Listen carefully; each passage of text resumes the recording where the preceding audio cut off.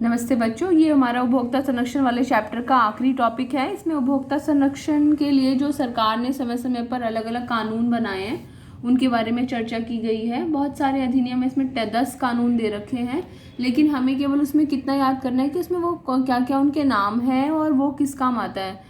अभी तक ऐसा कोई बड़ा क्वेश्चन इस टॉपिक पर आया नहीं है, बट क्योंकि ये सिलेबस में है तो करना हमें बनता है, तो साथ साथ इसे नोट करते जाइएगा। आई होप जो नोट्स मैं आपको बनाकर भेज रही हूँ, जो वीडियोस आप देख रहे हैं, उन्हें अपने रजिस्टर में साथ साथ नोट्स बनाते रहिए। इसको अपनी ड्यूटी समझिए और ये सोचिए कि आपको नोट्स मिल रहे हैं तो आपका काम केवल उसको लिखना रह गया है और वो काम ईमानदारी से करें।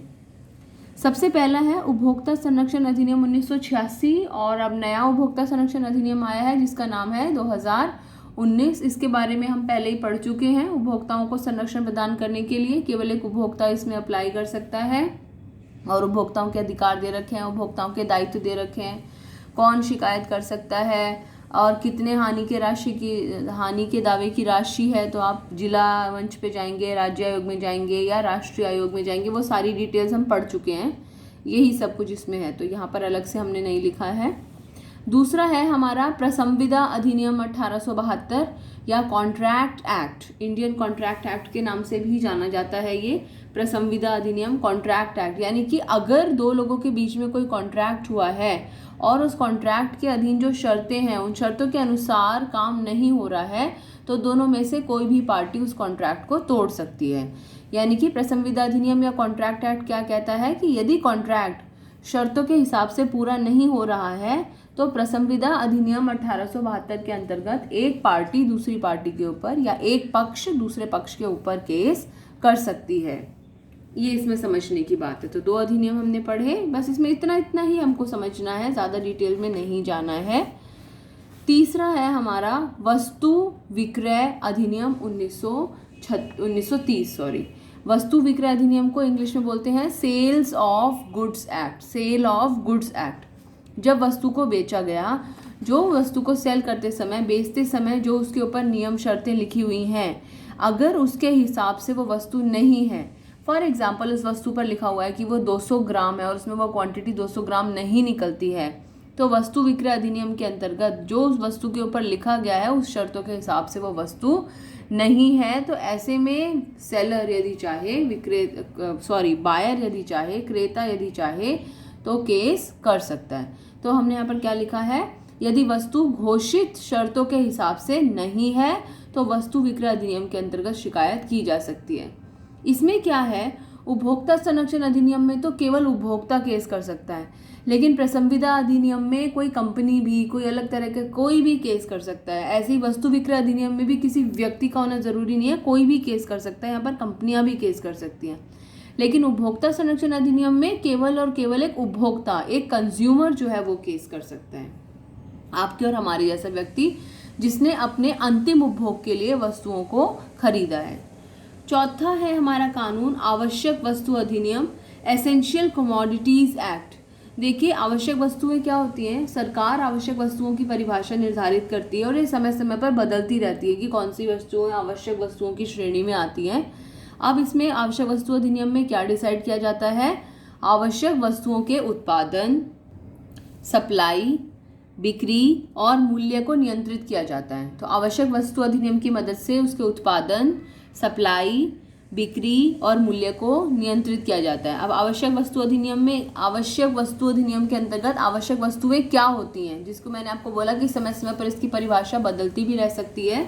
दालें, गेहूं, चावल, तेल, आलू, सरकार इनके मूल्यों को भी नियंत्रित करके रखती है और इनके बिक्री को भी, सप्लाई को भी नियंत्रित करके रखती है। आपने देखा होगा एक बार बहुत बार ऐसा हुआ है, एक बार नहीं बहुत बार ऐसा हुआ है कि प्याज की कीमत बहुत ज़्यादा बढ़ गई है तो सरकार ने मदर डेयरीज की मदद से राशनिंग करके लोगों तक प्याज पहुंचाई है। क्यों किया जाता है और एक निश्चित रेट पर पहुंचाई है, क्योंकि इसको आवश्यक वस्तु की श्रेणी में गिना जाता है और सरकार उनके मूल्यों को नियंत्रित करने का प्रयास करती है।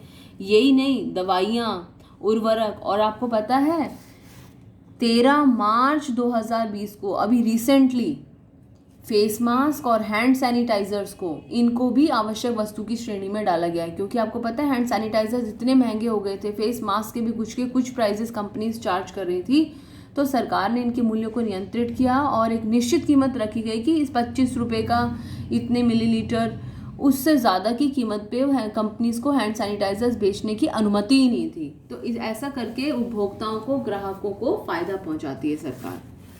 5वां है कृषि उत्पाद अधिनियम 1937।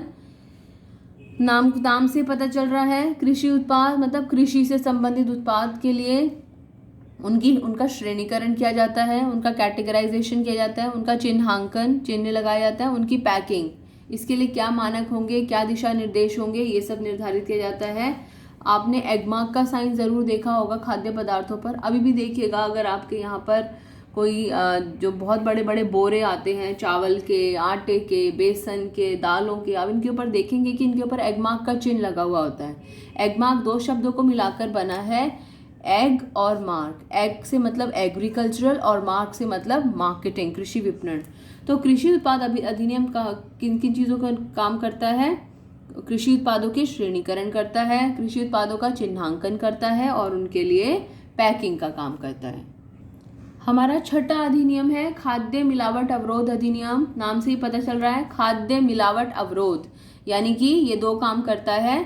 खाद्य पदार्थों में मिलावट पर रोक लगाता है और खाद्य पदार्थों में शुद्धता को सुनिश्चित करता है। नोट कर लीजिए इसे। 7वां पॉइंट है माप तोल मानक अधिनियम।